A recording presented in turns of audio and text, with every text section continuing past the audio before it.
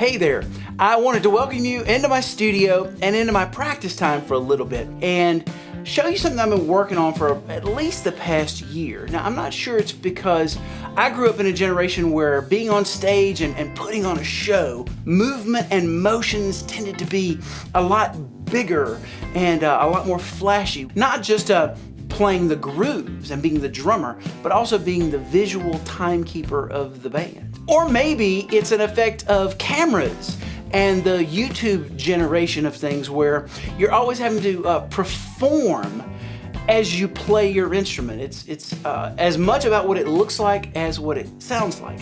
Now, I have found that to be a deterrent for me in some situations. On some gigs where I've got to play really, really small, really quiet, but still get a full sound.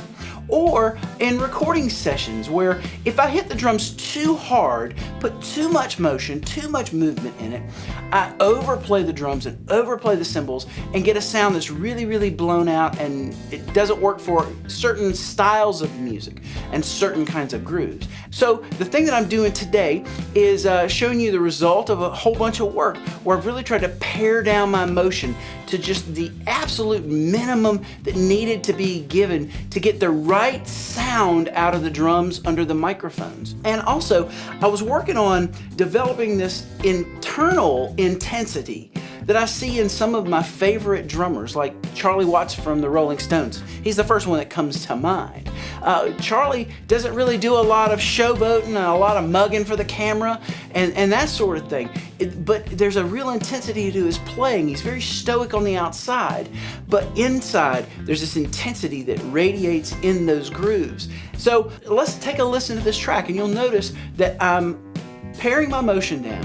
And even in my face, I'm not performing for you.